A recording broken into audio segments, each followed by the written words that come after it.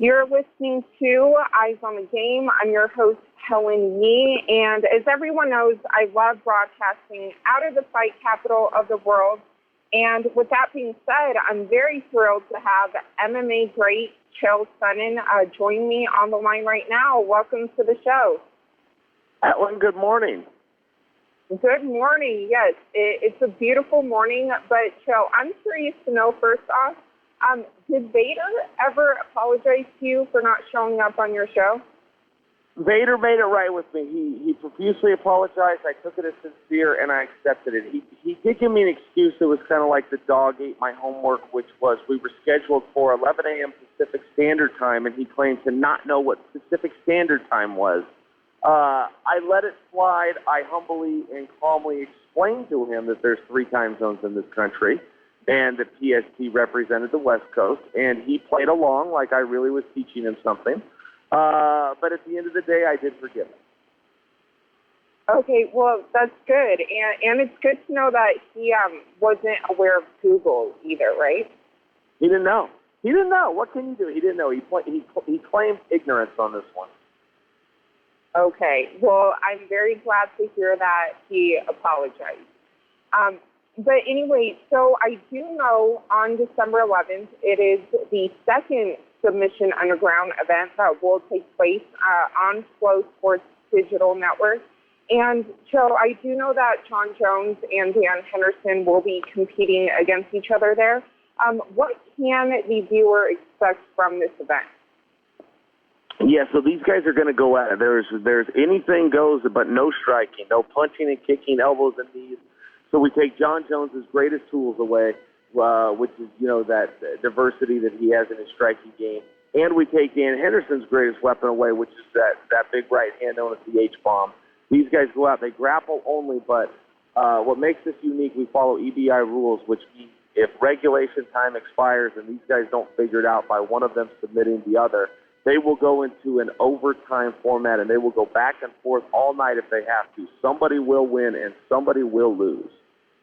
Oh, wow. So it's kind of like, in a way, even like baseball, how, it'll go all night if they let it, right? It'll go all night if they have to. There is no draws, and a lot of times in grappling there is a draw, which serves as a default button. I can just tell you as an athlete who's participated in those things where there's a draw, you can't get to the positions that you want. You think, all right, well, here, let's just run out the clock. And even if I don't win, I at least get a draw. I don't lose. And there's just no way to form a division without having an architecture in place that has winners and losers so you can have an advancement. So that's what these guys will compete under. Somebody will win and somebody will lose. Well, that definitely sounds like a great event. And it's coming up right around the corner. But something else that's coming up right around the corner, I do know that you've been very busy since your time off, which away from the Octagon, which has been a little over 3 years. You've been very busy with TV. I do know that you and your wife have an adorable son now. But you're fighting Tito Ortiz January at Bellator 170, and just the other day he said that it's going to be his very last fight. How does that make you feel? Well, he says it like it's his choice. He says it like I haven't retired plenty of fighters before. If Tito wants to pack it up and call it in after this one, then good for him. I think that he's had a great career. He won a world championship. He made it into the Hall of Fame. But on January 21st, the champion and Hall of Famer is going to be standing across from the greatest of all time. And a lot of guys want that one opportunity to say, I was in there with the best. I was in there with Chael Sonnen, and then they walk away. This is the first time it's happened. Yeah, so how have you been kind of preparing for Tito and being away from, competing for so long for yourself? Well, I go to practice every day, and I just do what's asked of me. I show up, I put all my trust in my coaches. What they ask me to do, I do it. When it's done, I shower and go home. So I'm working hard, and we usually go twice a day every day, and we rest 1 day a week, and that's really it. It's not rocket science. It's an ass-whipping contest. I don't have to overthink this thing. But what gave you that itch to come back and fight? I never wanted to leave in the first place. I ended up suspended. So so many people asked me, are you going to fight again? And it wasn't as simple for me as saying, raising my hand and saying, put me in, coach, I'm ready. I had to run out of clock and do my time and then reapply for a license. It was just a whole process there. So I always wanted to do it, but you never know. You never know when your race is ran. And in this business, you're really never done with it. But at some point, the business is done with you. You just can't do it anymore. And I wasn't in that spot. I was going to practice. I was still competing with these guys. I knew where I stood back then. I know where I stand now. And I thought, I've still got a few miles left.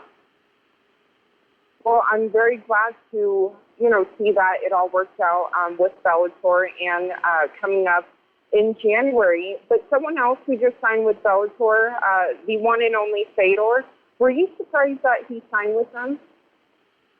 No, I wasn't, because Scott Coker has a relationship with Fedor. They go back many years. Scott Coker used to run an organization called Strike Force, and Fedor came over and fought. And, Fedor, I'm only as good as the information I'm given, and Fedor has said that he wasn't going to fight again a number of times.